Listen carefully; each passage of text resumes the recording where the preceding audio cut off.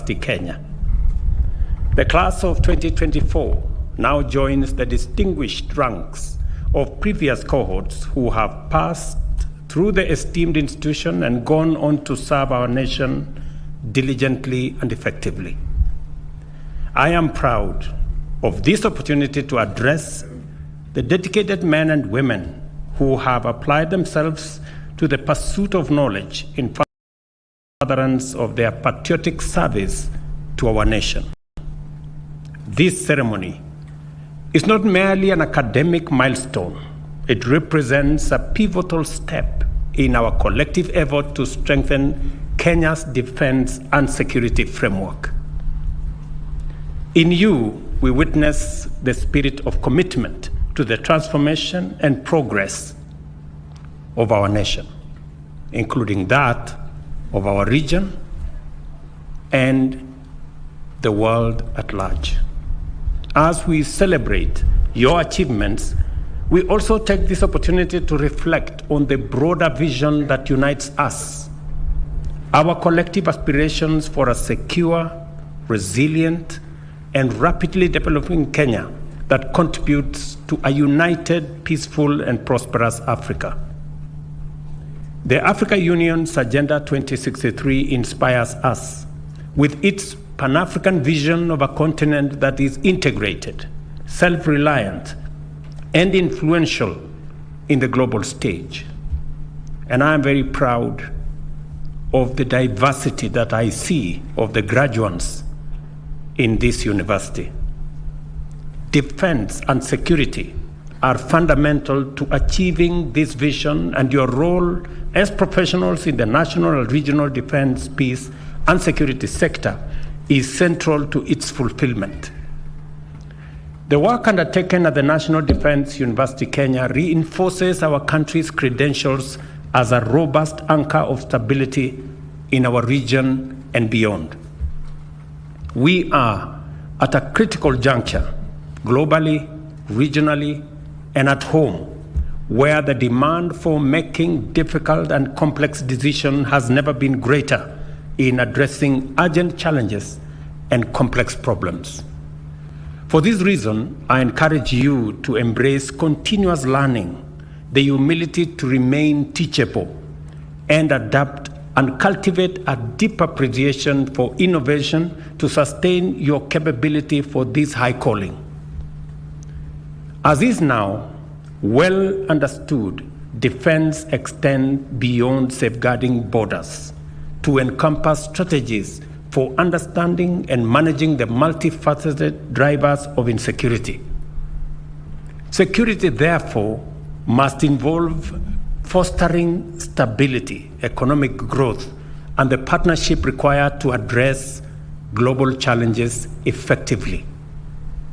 In an era defined by disruption and dynamism, uncertainty and disinformation, discontent and conflict, as well as threats and crises, the security challenges we face are vast, they are complex, and ever-evolving, including cyber threats, information warfare, terrorism, maritime vulnerabilities, and climate-induced crises, alongside traditional security risks that we all know.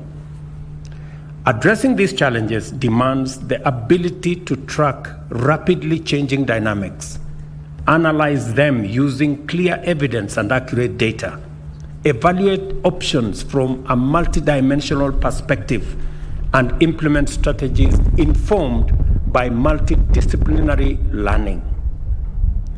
I am confident that during your time at this university, you have acquired the skills, learned the techniques, and acquired attitudes necessary to contribute effectively in a very responsive manner and in a forward-thinking, solution-oriented manner. I am equally confident that your education and training has equipped you to harness the full spectrum of our nation's potential in diplomatic, informational, military, and economic power and influence. As you graduate, you are charged with the critical task of addressing crises as they arise, while anticipating and mitigating future risks. In so doing, I trust that your efforts shall be guided by a commitment to enable Kenya make its full contribution to a united and self-reliant Africa, capable of charting its own path and playing its role in the global space. I challenge the National Defence University of Kenya to remain visionary and to craft forward-looking strategies that anticipate pressing challenges, particularly in times of national crisis, and in response to clear need for robust disaster management capacity. I urge the university to implore collaboration with county governments as a means to strengthen the preparedness and effectiveness of crisis response mechanisms nationwide, with particular focus on addressing climate-related disaster. This morning, I had occasion to engage the university management and council. And I am very proud of the assignments that I gave last year, that today I have received feedback. I will make sure that feedback informs government policy as we plan forward.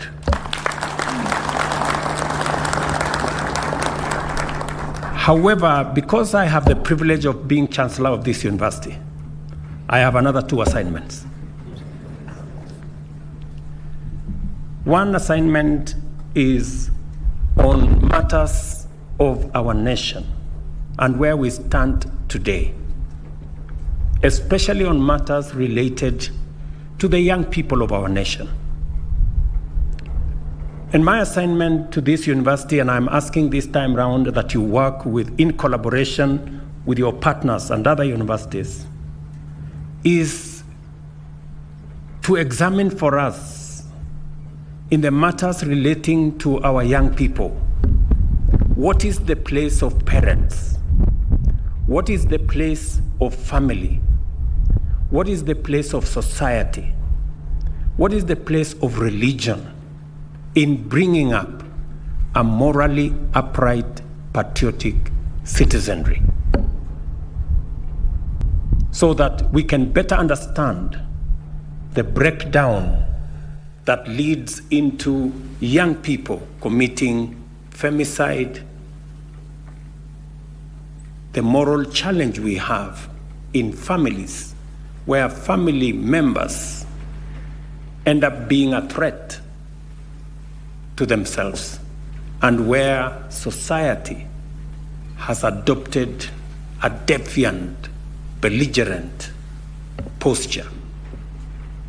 You now hear of incidences of maisha ni yangu, shughulika na yako.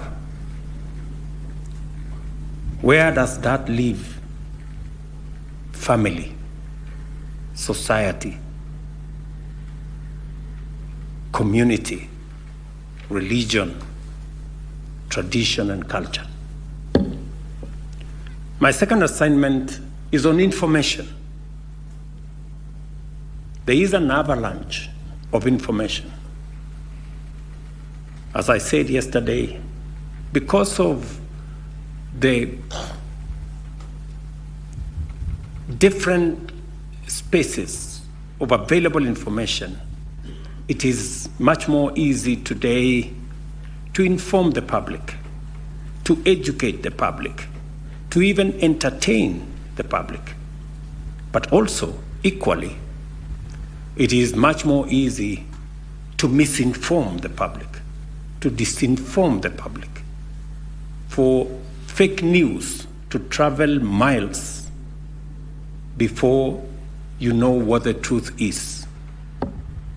What is the place of fake news, of social media, and the advent of misinformation, fake news, disinformation, and what effect it has on public understanding and governance and public trust on institutions that are supposed to be responsible for governance?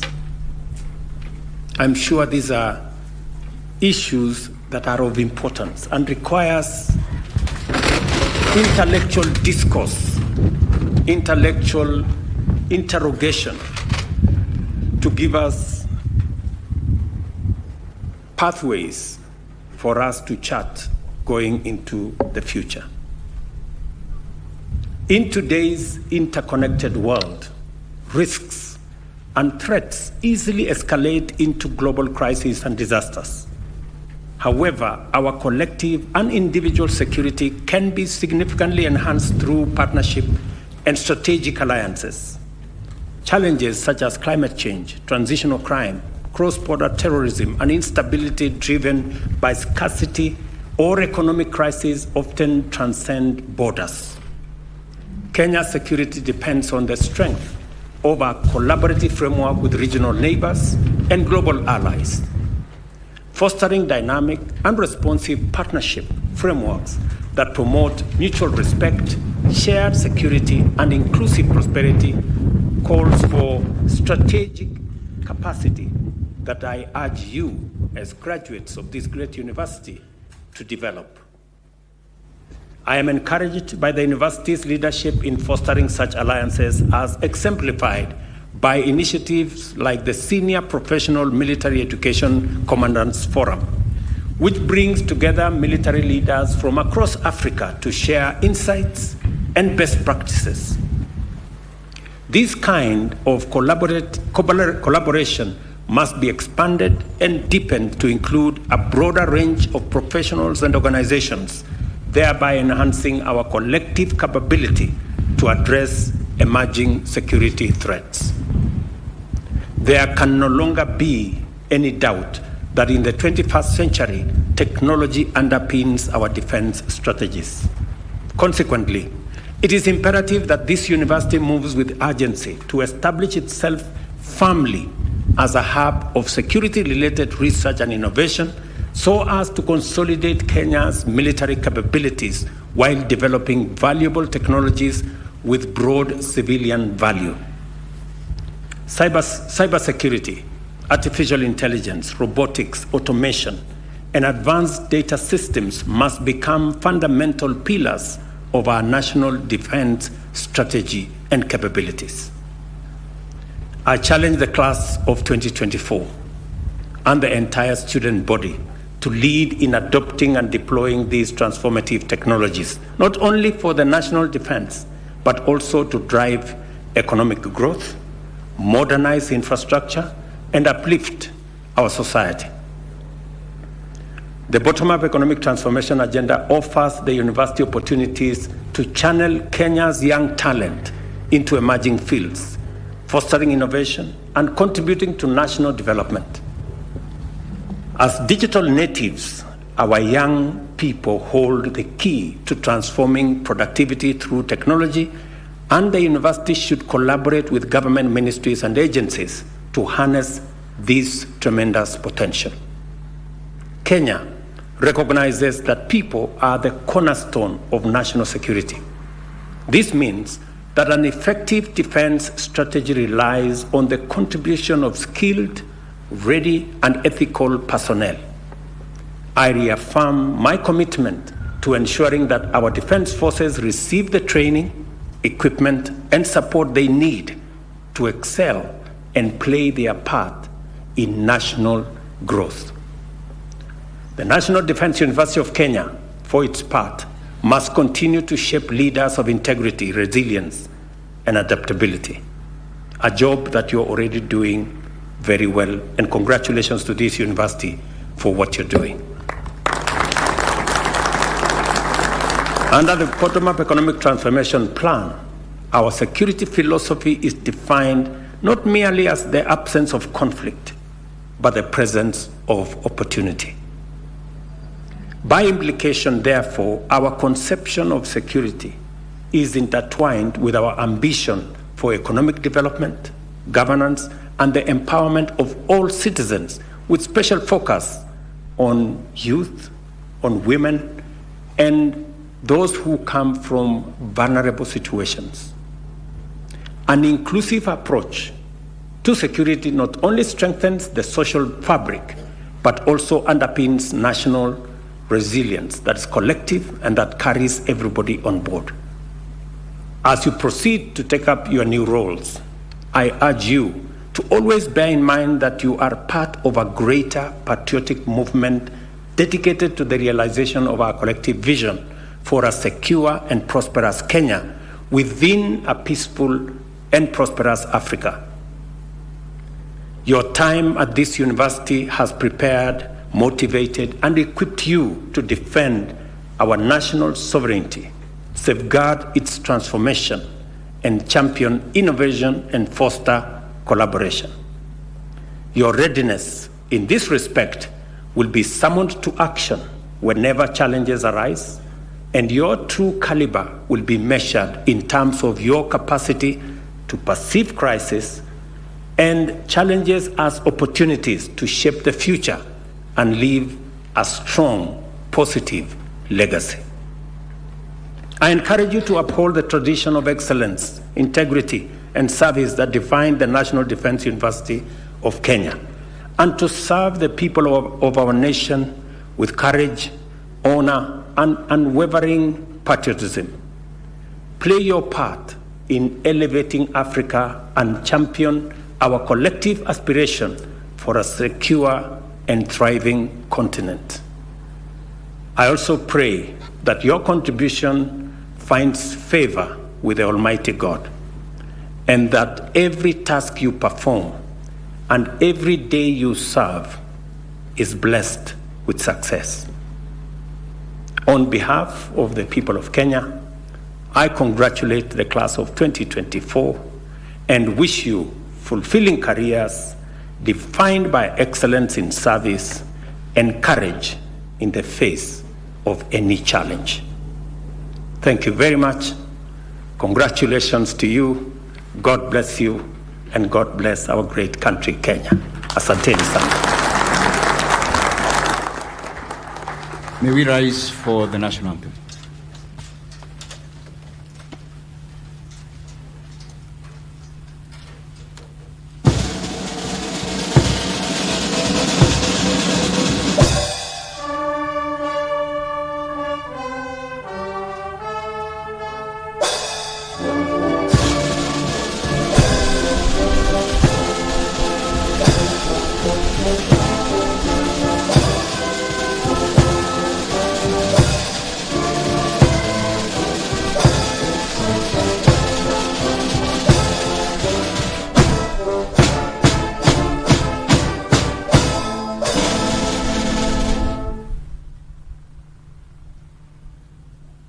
Your Excellency, Chancellor Sir, please allow me to make one special announcement that arising from your request, the graduating class of 2024 will also take a photo with His Excellency the Chancellor as we take the photos in which I had explained. Those photos will be taken in the order in which you have graduated today. The master's class, the postgraduate diploma, and the diploma class individually. Your Excellency, Chancellor Sir, I now humbly request the mace bearer and escorts to the mace to take their position for the Chancellor's recession. The Chancellor's recession will depart in the following order. The mace bearer escorts to the mace. The Chancellor, flanked by the Chairman of Council and Vice Chancellor, Cabinet Secretaries, Council members, Vice Chancellors from other universities, Deputy Vice Chancellors, Principals and Commandants, Registrars, Heads of Program, and then academic staff. Your Excellency, sir.